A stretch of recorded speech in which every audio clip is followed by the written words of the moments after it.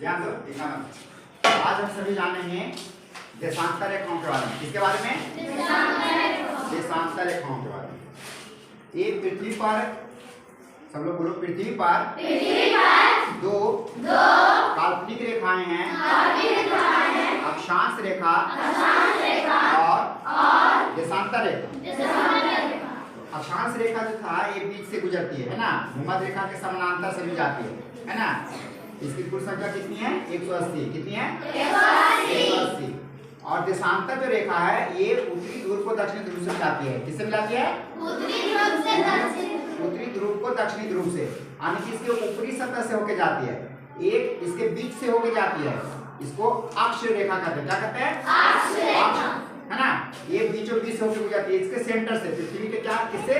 Centre, है ना। तो अक्षांश और देशांतर रेखाएं पृथ्वी पर क्या है? काल्पनिक है, यानी कि वास्तव में नहीं है, बस ऐसा माना गया, है ना। ऐसा इसलिए माना गया क्योंकि हम पृथ्वी पर कोई जगह को इंडिकेट करना चाह रहे हैं, उसका जगह आप मालूम करना चाह रहे हैं कहाँ पे है, तो अक्षांश और देशांतर रेखाओं के आधार पे हम उस स्थान को खोज लेते हैं कि कोई स्थान कहाँ है। और ये हमारे मैप पे भी, सभी मैप पे लिखा रहता है। जो ऊपर में लिखा हुआ है यहाँ पे 30 डिग्री, है ना, ये 30 डिग्री देशांतर रेखाएं हैं। देखो यहाँ पे लिखा है 0 डिग्री, तो 0 डिग्री देशांतर रेखाएं हैं, है ना। और इधर से जाता है अक्षांश, देखो यहाँ पे 60 है, 30 है, 0 है ना। तो ये अक्षांश रेखाएं हैं और दोनों जहाँ पे कटते हैं उससे उस जगह का पहचान होता है। अक्षांश और देशांतर रेखाएं किसी देश के या शहर के या कोई भी जगह के स्थान निर्धारण में मदद करता है। इसके पहले हम लोग जाने थे अक्षांश रेखा के बारे में, आज हम लोग देशांतर रेखा को जानते हैं। देशांतर रेखा यहाँ पे 90 डिग्री नॉर्थ पोल और 90 डिग्री साउथ पोल है। इन दोनों बिंदुओं को पृथ्वी के सतह पर से क्या करती है? मिलाती है। तो इनकी कुल संख्या एक वृत्त में कुल कितने डिग्री कोण होते हैं? एक वृत्त में कितना डिग्री होता है? 360 डिग्री। तो पूरे पृथ्वी पर 360 देशांतर रेखाएं खींची जा सकती है। बोलो सभी, पूरे पृथ्वी पर 360 देशांतर रेखाएं खींची जाती है। इसमें से एक रेखा को मुख्य रेखा माना जाता है। उसे 0 डिग्री देशांतर रेखा कहते हैं। 0 डिग्री देशांतर रेखा को प्रधान रेखा भी कहा जाता है।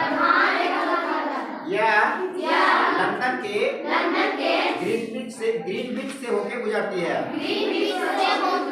ना, इसलिए इसे ग्रीनविच रेखा भी कहते हैं।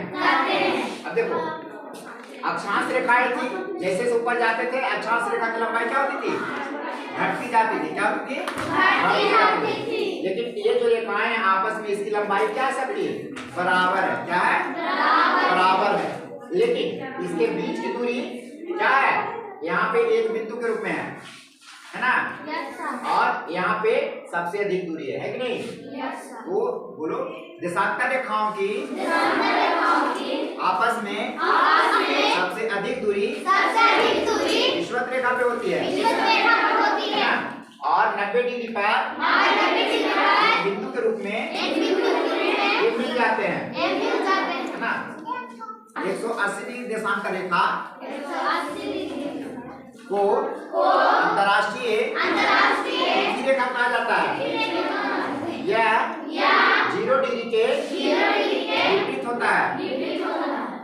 0 डिग्री और 180 डिग्री देशांतर रेखा को मिलने से पूर्ण वृत्त बनता है।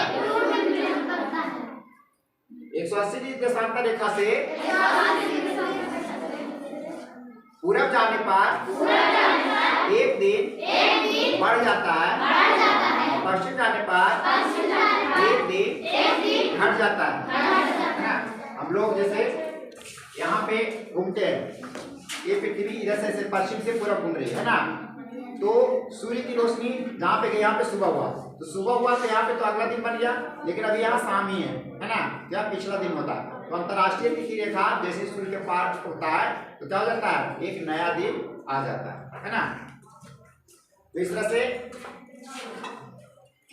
देशांतर रेखाएं और अक्षांश रेखा मिलकर ग्रिड बनाते हैं, जाल बनाते हैं, जिससे पृथ्वी पर प्रमुख स्थलों का स्थान निर्धारण होता है कि कोई जगह कहाँ पे है, विश्व के किस हिस्से में और कौन से अक्षांश देशांतर रेखाओं के मध्य में स्थित है ना। अब इसको आगे बारी बारी से आप लोग पढ़ें।